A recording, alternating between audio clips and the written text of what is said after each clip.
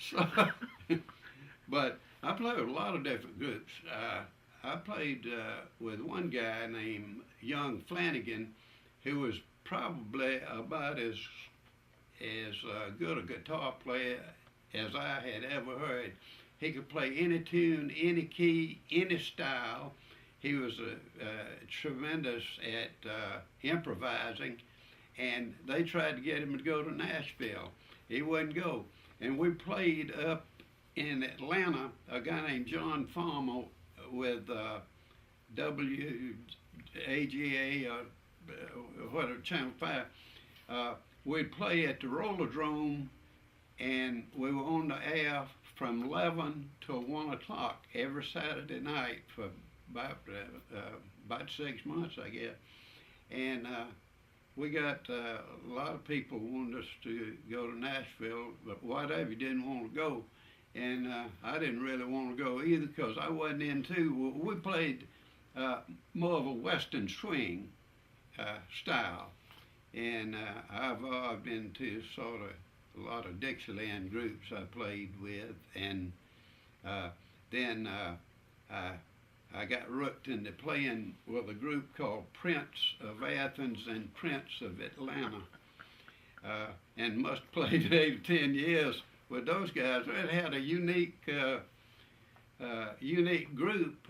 We played some of the swing era stuff, and then played 60s, 70s. I don't think we played in the 80s, but we had our hands full playing the other. And so then after that, I started playing with a group called the Professors, and we played probably 10, 15 years. And we had a guy named Les Hansen that played, he played with a lot of groups. I played with off and on for years with him, but Les, he wasn't the best guitar player around. He wasn't the best fiddle player around.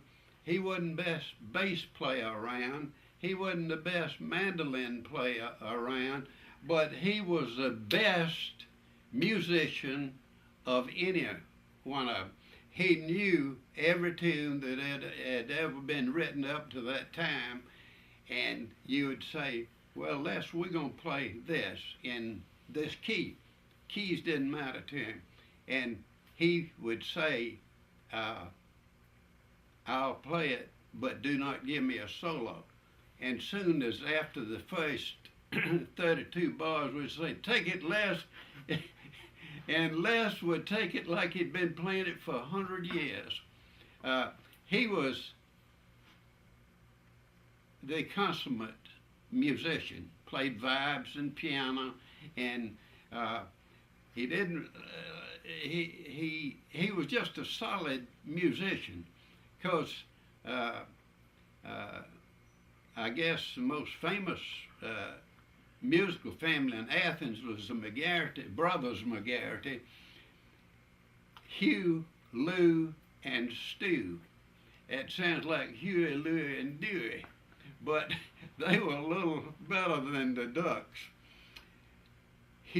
Lewis, the oldest, was supreme on the violin. He had studied violin for years and was the top violinist in the state of Georgia when he was senior in high school. He could play leaves falling and fly specks on the wall. He could just read exceptionally well. He was just a master of the violin. And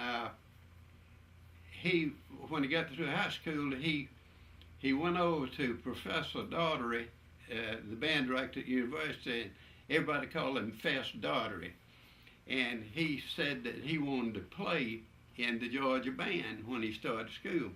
And Fess Daugherty told him, says, well, we don't use any violins in our band, but says, here's an old trombone, if you'll work out. And he showed him a few things about his embouchure. Well, he could read everything he'd ever written sight unseen, and because of his early training, so he had to just move down into the bass clef, which wasn't any problem. And he practiced and got his lip up, and then played, and then they got into Atlanta, and he saw a guy named Blue Baron who had a big band that was very popular and come through, and so he decided to go on to New York, and he couldn't play. He couldn't work in New York for 6 months. He had lived there 6 months before he got a job, and then he became outstanding. He played with the world's greatest jazz band, the Arthur Godfrey Show, the Tonight Show, when Steve Allen had it. Sketch Henderson was the director, and he played, also made a record called Blue Lou, and he showed, the cover showed him with a blue beard, and he played a lot of swing era tunes. He also played with Jackie Gleason one time. Gleason had a guy named Bill Rossellini who was about the best technician as far as a trombone player in the world. And he had recorded earlier Bobby Hackett, trumpet and strings, and he was going to do this trombone and strings. He had already also done one with no horns and called it with no strings attached. And so Rossellini didn't have the sound that Gleason wanted, although he cut the thing just right. So Lewis had gotten off the Tonight Show and went back home to Vermont, and they called him, and he said that he decided to go back into the city where they were recording, so he stopped by a package store and got 2 quarts of scotch, and came back and cut it the first time. The tone, the technique, everything was exactly what Jackie Gleason wanted.